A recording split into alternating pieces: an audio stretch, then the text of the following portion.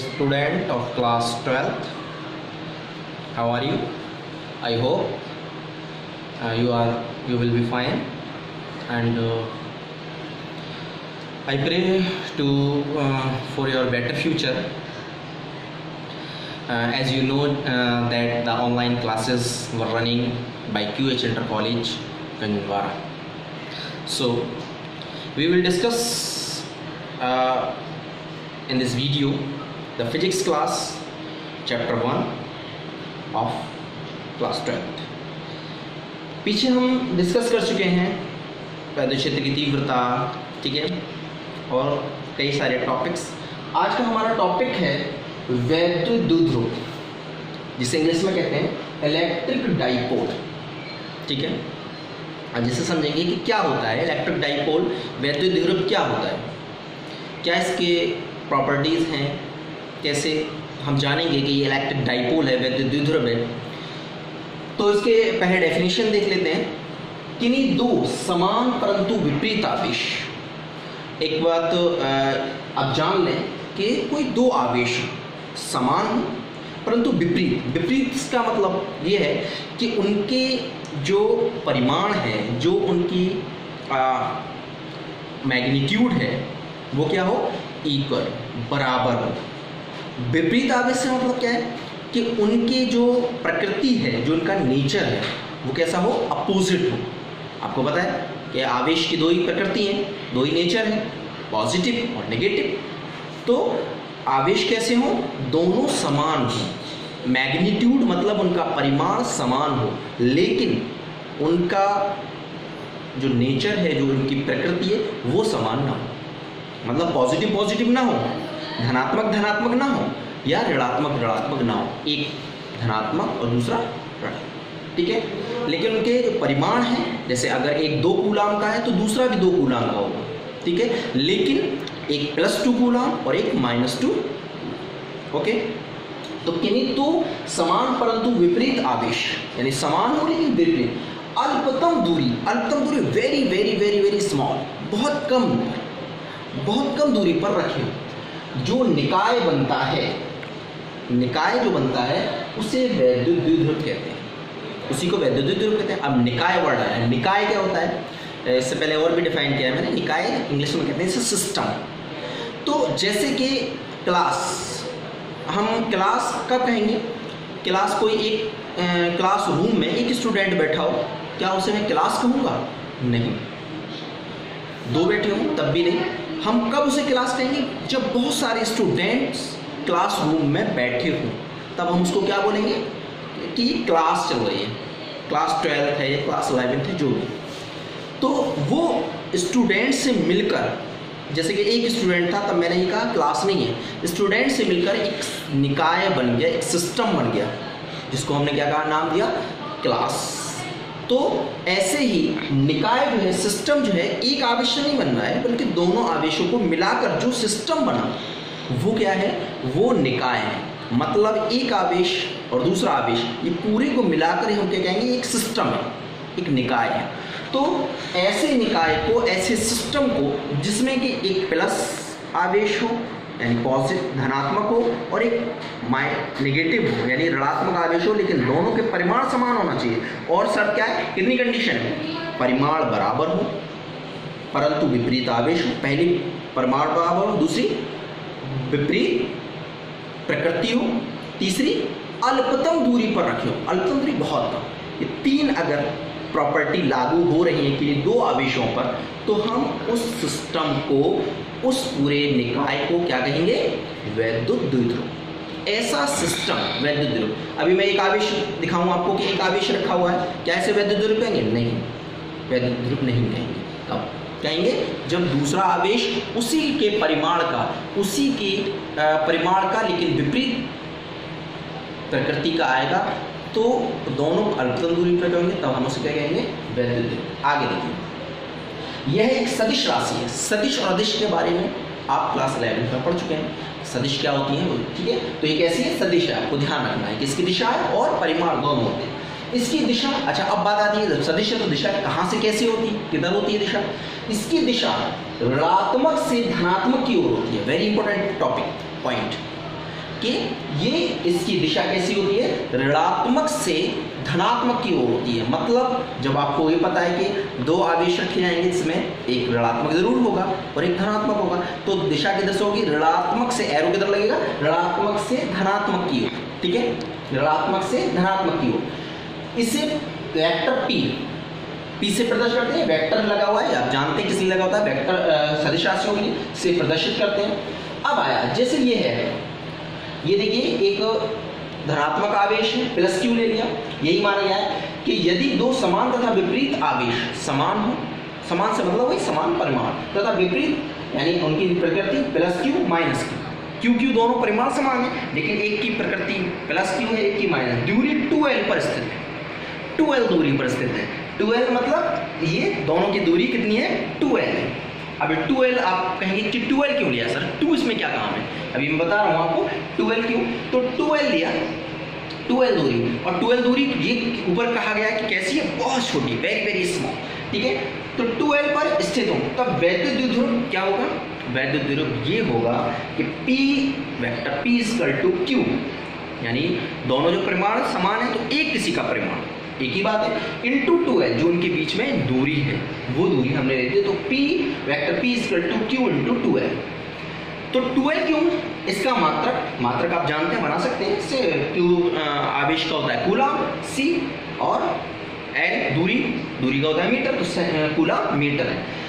तो हाँ, मैं ये बताना चाह रहा हूँ कि 2l ही क्यों ली, क्योंकि जो भी निकाय होता है, जो सिस्टम होता है, उसका वैद्युत द्विध्रुव कहाँ माना जाता है, दोनों को ज्वाइन करने वाली लाइन, मिलाने वाली लाइन के सेंटर में माना जाता है, बीच में। तो ये माना जाता है कि प्लस क्यू से उस वैद्युत द्विध्रुव जो P है उससे L दूरी है, और माइनस क्यू से भी L दूरी है, समान दूरी है, जिसको हम L 2l कहते हैं, ठीक है। तो इसकी अब मैं दिशा पूछूं आपसे कहाँ होगी, तो माइनस क्यू से प्लस क्यू, मतलब एरो कहाँ लगेगा, ये लगेगा, ठीक है, माइनस क्यू से प्लस क्यू, ये पॉइंट याद रखना है, क्योंकि बाकी सब में क्या है, करंट में इलेक्ट्रिक करंट जो आपका 10th में पढ़ा है वो क्या रहता है, पॉजिटिव से निगेटिव, मतलब धनात्मक से ऋणात्मक, लेकिन ये उल्टा है, ऋणात्मक से धनात्मक, ठीक है। ये था वैद्युत द्विध्रुव, जिसमें आपको वेरी वेरी इंपॉर्टेंट टॉपिक ये बोर्ड में एग्जाम में आ चुका है कई बार, ठीक है। तो अब हम आगे टॉपिक लेते हैं, अगला है वैद्युत द्विध्रुव की अक्षीय। ये एक डेरिवेशन है, पहला डेरिवेशन आपके चैप्टर में अब आ रहा है, इससे पहले डेरिवेशन ड्राइव नहीं थे, जैसे आप व्यंजक निकालना कहते हैं, ठीक है। तो वैद्युत द्विध्रुव की अक्षीय बिंदु पर वैद्युत क्षेत्र की तीव्रता, फिर वही मैं कह रहा हूँ कि आपने अगर वैद्युत क्षेत्र की तीव्रता नहीं क्लियर है तो आपको पहले पिछली वीडियोस में जाना होगा, देखना होगा और वैद्युत क्षेत्र की तीव्रता क्लियर करना होगा, ठीक है। Intensity of electric field at axial position due to electric dipole. अच्छा, वैद्युत द्विध्रुव तो अभी समझाया आपने, तो इससे पहले क्या था, वैद्युत क्षेत्र की तीव्रता मैंने बताया था। तो वैद्युत क्षेत्र की तीव्रता कब होती थी, जब हम किसी आवेश को रख दें तो उसके चारों ओर का क्षेत्र क्या कहलाता है, किसी आवेश के एक रखने की वजह से वैद्युत क्षेत्र बन जाता है। तो क्या मुझे ये बताइए, अगर मैं किसी वैद्युत द्विध्रुव को रख दूं तो क्या उसमें आवेश नहीं है, बिल्कुल है। तो अगर उसे रख देंगे तो क्या वहां वैद्युत क्षेत्र की तीव्रता नहीं होगी, बिल्कुल होगी, ठीक है। आवेश को रखने के कारण होती है, तो हम क्या वैद्युत द्विध्रुव को रखेंगे तो क्या वैद्युत क्षेत्र की तीव्रता नहीं होगी, होगी। तो वही हम निकालना जा रहे हैं कि वैद्युत द्विध्रुव की कारण, यानी किसी वैद्युत द्विध्रुव को, किसी सिस्टम को जो अभी समझा आपने, रख दिया हमने किसी क्षेत्र में, तो जो वैद्युत क्षेत्र की तीव्रता है वो कितनी होगी। लेकिन कई बिंदु हो सकते हैं, हमें वैद्युत द्विध्रुव रखे, उसके चारों तरफ कई बिंदु होते हैं। तो यहाँ पर एक बात और कही गई है कि अक्षीय बिंदु पर, अक्ष समझते हैं किसी लाइन की उसी अक्ष पर, उसी लाइन पर, ये नहीं कि ऊपर नीचे, जैसे कि ये लाइन है तो इसकी अक्ष ये वाली कहलाएगी, ये अक्ष या ये अक्ष, यहाँ नहीं, ठीक है। तो हम वही निकालने जा रहे हैं। तो इसमें जो मैं बोल रहा हूँ आप थ्योरी नोट कर सकते हैं, मैं थ्योरी नहीं लिख रहा, आपको समझना है कि जैसे कोई हमने वैद्युत द्विध्रुव लिया, ठीक है, वैद्युत द्विध्रुव एक माइनस क्यू है, प्लस क्यू है, ठीक है, माइनस क्यू प्लस क्यू, ठीक है। और हमने इस बिंदु पर कोई ये एल दूरी है, ए बी एक वैद्युत द्विध्रुव है, और यहाँ से इस अक्षीय बिंदु पर हमें क्या निकालना है, यहाँ पर वैद्युत क्षेत्र की तीव्रता निकालना है, ठीक है, तीव्रता निकालना है। अब हमने यहाँ से, मैंने पहले ही कहा था कि सेंटर से ली जाती है, केंद्र से ली जाती है, यहाँ से आर दूरी पर एक बिंदु ले लिया एस, ये यहाँ से r दूरी पर इस लाइन पर h, ये हमने दूरी दिखाई है केवल, ठीक है। S बिंदु जिस पर हमें वैद्युत क्षेत्र की तीव्रता निकालनी है। तो आप ये बताइए, यहाँ से तो r दूरी है, अगर मैं यहाँ से दूरी लूँ ये वाली यहाँ से यहाँ तक ही, तो कितनी होगी r माइनस एल। क्यों होगी? क्योंकि यहाँ से यहाँ तक r है। अब ये हमने कितनी हटा दी, यहाँ से ली अगर, तो ये l कम हो गई, r में से l कम हो गई, तो r माइनस एल।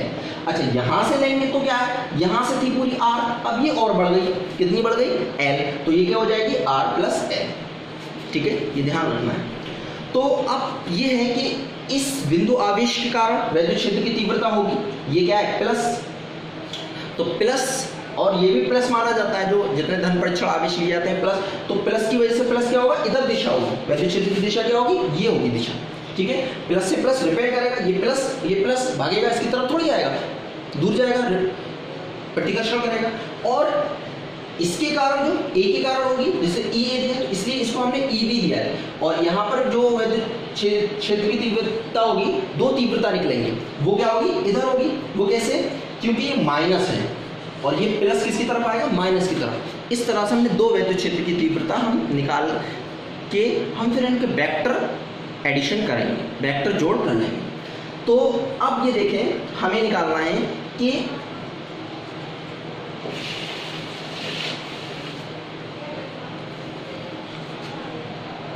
ए के कारण वैद्युत क्षेत्र की तीव्रता ई ए कितनी है, इससे पहले फॉर्मूला आ चुका है 1/4 pi epsilon not q upon R square. q तो ये है और r क्या होती है, दूरी।